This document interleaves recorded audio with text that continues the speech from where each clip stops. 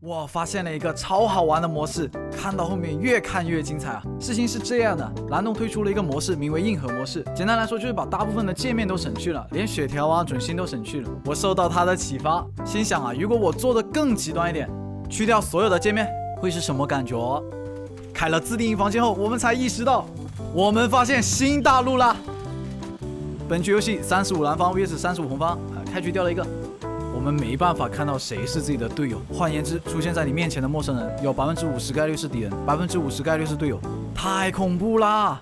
更可怕的事情来了，因为本模式分为了2个阵营，同阵营的人呢是没办法用队友语音沟通的，这也导致了全场玩家都在用所有人语音沟通，用语音分辨敌友的办法不可行啦。幸好啊，本模式攻击同阵营玩家是没伤害的，所以当陌生人出现的时候，你可以往死里打他。如果对方没有死呢，就是自己人，我们称之为击倒测试。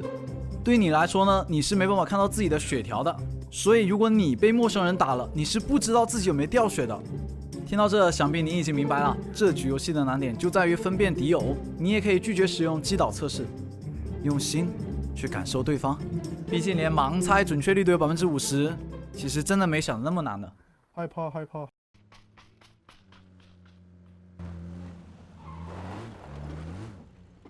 朋友，上车。马上来。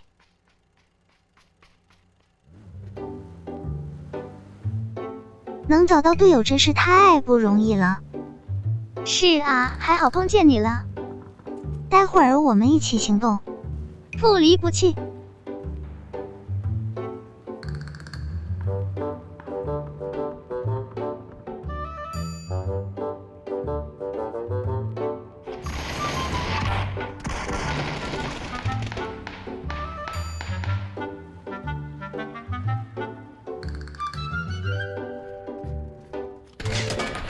他们打我没死，他们是自己人。太好了，又找到新队友了。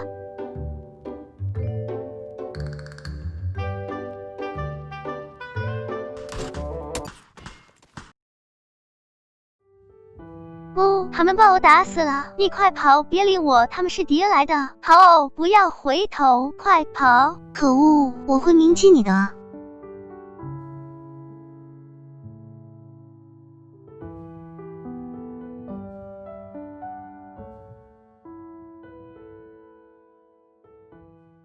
好戏开始啦！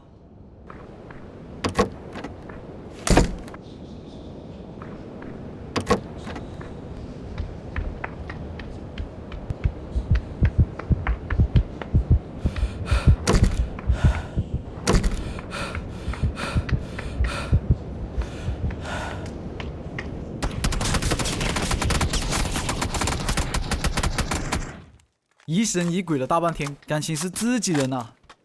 渐渐的，大家意识到了严重性，连大地图都打不开，那怎么知道安全区在哪吗？这么说吧，运气不好的人呢，大多已经倒在圈外了。有的玩家急中生智，开滑翔机在空中观察圈的位置。接下来的主角们，我以 P 城帮代称他们。P 城帮为了分辨敌友，采用了智商超高的办法，脱时装。大家都把时装脱了嘛，见到面就是自己人了。靠着这种办法 ，P 城帮凑齐了2个人，双方仅仅是看了对方一眼就认定了彼此。而第3个成员出于谨慎，试探性的打了几枪，随即收手，正式确认了是自己人。不一会，一个陌生人出现在了他们面前，穿着时装多半是敌人。P 城帮用枪扫射他，眼前的陌生人吓坏了，拔腿就跑啊！那究竟是敌人还是队友啊？不好说，打死他不就知道了。于是 P 城帮一行人追着陌生人几条街，终于将他击毙。看来他们的方法挺管用的嘛，可以分辨得出谁是敌人谁是队友。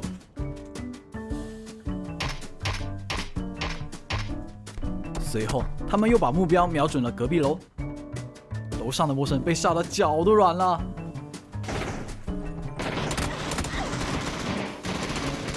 被他们迅速制服。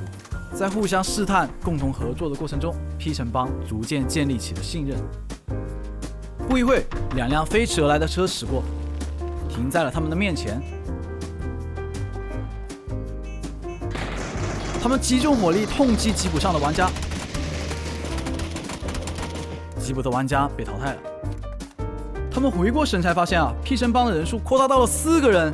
原来是刚才开蹦蹦的兄弟是被开吉普的兄弟追杀的，所以前来此处求助他们。和朋友在一起的欢乐时光总是过得特别快。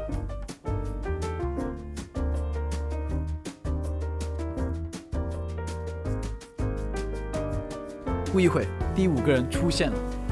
不过这是为了谨慎，团队其中的3个人对他发起猛烈的攻击，发现没能将他放倒。bingo， 又一个自己人。P 城帮从1个人发展壮大到了5个人，逐渐成长为了蓝方阵营的核心。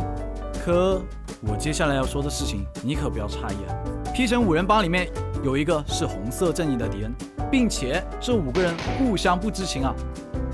包括那名敌人也不知道，他们彼此都把对方当成了可靠的盟友，坚实的后盾。那么你们不妨猜猜，这名敌人究竟是什么时候混进来的呢 ？A. 在屋内看见的第2个队友 ，B. 稍微试探的第3个队友 ，C. 开着蹦蹦车过来的第4个队友。